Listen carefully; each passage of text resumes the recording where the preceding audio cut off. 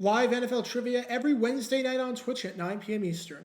Come show off your football knowledge for a chance to win cash prizes. Check the link in the description to find out more. And now, on with our feature presentation. I want you to imagine this scenario as I put you in the hot seat millionaire style. You're the kicker on your favorite team, and you're in the middle of an intense training camp battle with someone else, where the winner will win the kicking job and the loser will be cut, with his NFL career potentially being in jeopardy. It's a hard-fought battle, and it's definitely a pressure-filled battle, but in the end, you win the battle, and even though kicker is a fickle position, you've got the job for now. And now, members of the press are asking you about your thoughts on winning the battle and being named the team's starting kicker. What do you say? Do you A, say that you're excited to prove to the team what you can do? B, say that you're extremely grateful for this opportunity and for a coaching staff who believed in you? C, say that it was a great competition and the guy that lost is a great kicker, and you hope he can land on his feet somewhere, and it's a shame that someone had to lose that battle? Or D, say that the other kicker flat out sucked and should have quit because of how bad he was? If you said option D, then congratulations. You're the world's worst teammate, the world's greatest soundbite, and also the world's dumbest kicker. Because this man, and the man you've been watching this whole time, is kicker Obed Ariri. In 1981, the Nigerian kicker was hoping to land on an NFL roster, and was hoping to become the next starting kicker on the Baltimore Colts. And when he won the job, he did just about the dumbest thing possible, and delivered a message and a soundbite that more than 40 years later, still lives on in infamy. Remember how in 2003, Mike Vanderjagt questioned the leadership of Peyton Manning, so Manning responded by calling him an idiot kicker? Turns out, he somehow might not be the biggest idiot to kick for the Colts, because the end result with Ariri and how this saga played out is absolutely ridiculous, in the most hysterical and comical way possible. Because this is the story behind the dumbest kicker in the near 70-year history of the Colts franchise. Before I talk about the actual incident in question that backfired in spectacular fashion, we need some context to understand who the kicker was, who his competition was, and why the Colts even brought him on in the first place. Our story begins in 1979 with this guy right here, Steve Mickemeyer. He was brought into Baltimore to try and fix the team's kicking woes following the implosion of their previous kicker, Tony Linhart, which you can learn more about by clicking the card in the upper right corner. And sure, Mickemeyer wasn't good literally anywhere else he'd been. In his 4 seasons in the NFL up until this point, there was only one season where he hit more than 50% of his field goals, and the man was hitting less than 50% of his kicks from beyond 20 plus yards. But maybe things would change in Baltimore. Despite failed stints in San Francisco, Detroit, and New Orleans, maybe the 4th time would be the charm. Maybe he just needed to escape the NFC, and then everything would come together. Alas, as you can probably tell, that did not happen. He only hit 55% of his kicks in 1979, and followed that up with an abysmal 1980 season where he hit 52.2% of his kicks, going 12 for 23. And keep in mind that he was 5 for 6 on kicks from inside 30 yards. So from outside 30 yards, he was just 7 for 17. Not sure you want a kicker that is only hitting 41% of his kicks from that range, and doesn't have the leg to reach from 50 plus yards, as he not only missed on both of his attempts from that distance in 1980, but he was 2 for 14 lifetime from that distance.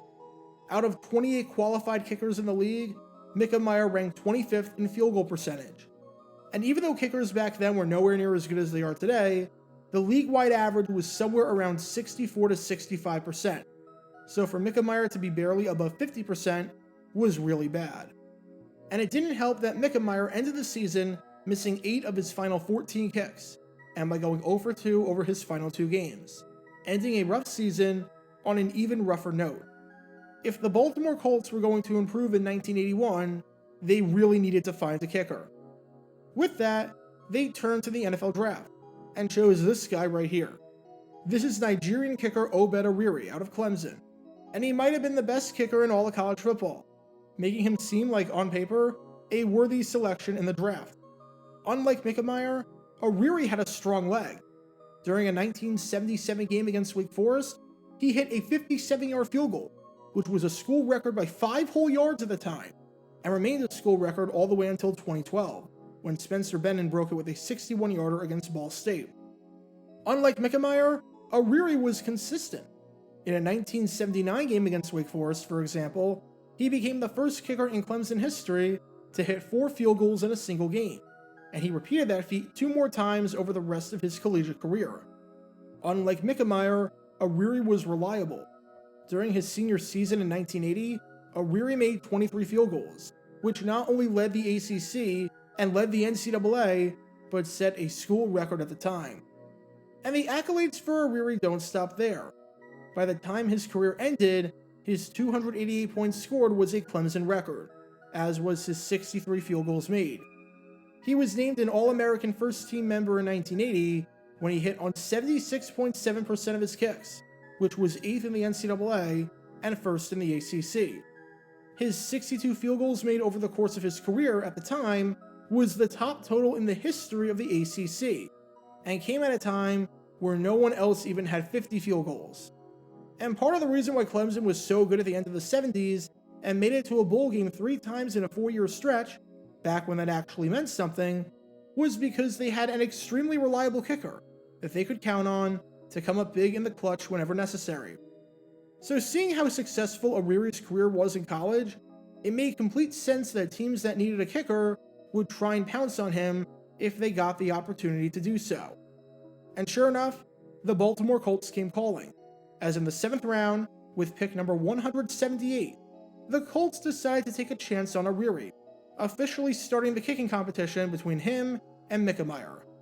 Ariri was the 3rd kicker off the board, behind Georgia kicker Rex Robinson, who went to the Bears in the 6th round, and Tennessee kicker Alan Duncan, who went to the Eagles earlier in the 7th round. But between Ariri and Mickemeyer, it was very clear what the big storyline in training camp was going to be, especially considering their woes at that position over the last few seasons. Who wins the kicking duties, and who is told to start packing and find work elsewhere? And truth be told, neither guy did particularly well, as Ariri wasn't exactly running away from his competitor and making this an easy decision. Aside from the fact that he missed a couple of easy kicks, including an extra point in a scrimmage against Washington, and then another extra point in a preseason game against New Orleans, his unconventional kicking style left a ton of people bewildered, and wondering whether or not it could translate to the pros. As one writer said on Ariri, who he described as unorthodox, none of this smooth tempo 1-2-3 kick stuff for him. It's as though somebody rolls the ball to him on the ground from the side, instead of centering it back to a holder who puts it on the spot. He gives a few quick little steps and hits it, like a soccer player timing a bouncing ball. Heck, even Ariri himself said that he wasn't having a great camp, saying, "I am capable of doing more things that I've not done in camp, I must confess." Usher's confessions were about getting his mistress pregnant. Ariri's confessions weren't quite as bad as that, but they were still an interesting thing to admit. However, Mickemeyer wasn't any better, and was struggling pretty badly during practice. So when it came time for head coach Mike McCormack to make a decision and pick a kicker, he decided to go with the youngster and go with Ariri. The Nigerian rookie won the job, and was going to be handling all of the kicks, from kickoffs to extra points to field goals, for the Colts in 1981. And upon this announcement being made, Ariri was asked his thoughts about the situation. His response?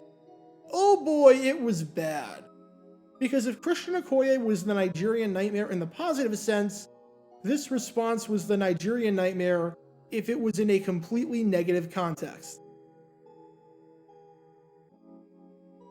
At first, when speaking to the press, Ariri didn't say anything that was raising any red flags, even if the flags might have been on the yellow side. Ariri basically said that he hated the idea of competing, because it made him nervous, which I'm not sure you want your kicker to be saying.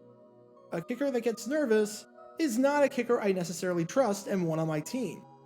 As Ariri said, competing against Mickemeyer made me nervous and tense. I was trying so hard and feeling like I wasn't accomplishing anything. I was always scared of being cut tomorrow. I'd ask myself, how did I miss that extra point? How did I miss that field goal?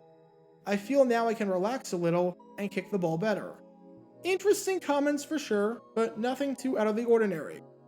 That is, until Ariri decides to be the Energizer Bunny and keep going, and talk more about beating out Mickemeyer for the job. Ariri's reaction? Thank God I won the job. The other guy sucked. Because when meeting with the media members, Obed Ariri decided to deliver a punch to Mickemeyer as he was leaving. He decided to kick a man while he was down. He killed a man and went to the funeral just to make sure that he was dead. Because Ariri said on Mickemeyer, he really didn't produce much in 2 years here. If I do what he did in 2 years, I wouldn't come back the third year. I'd just quit and do something else. It'd be one thing if Ariri said that he was better than Mickemeyer and that Mickemeyer was struggling. But to say this? To say that Mickemeyer was so bad that he shouldn't have even shown up? And that if Ariri was even close to being as bad as him, that he would quit and enter another profession? Holy cow, that's quite the statement. It really doesn't get more blunt than that. If I sucked as bad as he did, I would quit. It's one thing to feel confident in your abilities, but to say this? Granted, he wasn't very good, but to completely disrespect a 6-year veteran who made a living in the NFL when you haven't even played a game yet yourself? I don't even know what to say to that. Imagine if, on American Idol, when they revealed the bottom two, the singer that survived wound up saying, "Yeah, I'm not surprised the other singer went home. Quite frankly, he was terrible all competition. And if I sung as badly as he did, I wouldn't have even tried out for the show." That's what Ariri was doing here. But hey, we've definitely seen cocky statements before that displayed a ridiculous amount of confidence and pride and ego. If you can back it up, more power to you. If you wind up having a 20-year career in the NFL as a kicker and becoming one of the all-time greats, then this incident looks very different. So that leaves one question left to answer. How did Obed Ariri perform with the Colts now that he was the team's starting kicker? Well, because I figured this was going to take a while, I decided to expand my team and hired an editor to compile every single made field goal that Ariri had with the Colts. Let's see what my editor put together. With that, here's every field goal that Ariri made with the Colts. Editor? Are you sleeping again? Come on, we went over this. You're already on probation for slacking off like this and not being ready for my cue. Now you're on extremely thin ice, I'm warning you. Alright, I apologize for that, guys. Let's try that again. Here is every field goal that Ariri made with the Colts. Oh, come on, editor! You're fired, that's it! The fact that you're just leaving me with a blank screen yet again shows how unprepared and lazy you are. And how, wait a second, hold up. Unless the black screen means... Oh no, don't even tell me. Don't even tell me he didn't even make it onto the team! Of course he didn't! Of course he got cut a week later because of how bad he was himself! I'm in awe right now. Like, actually. How do you go ahead and make that statement that your competitor should have quit because of how bad he was, only for you to get cut a week later and never play for the Colts?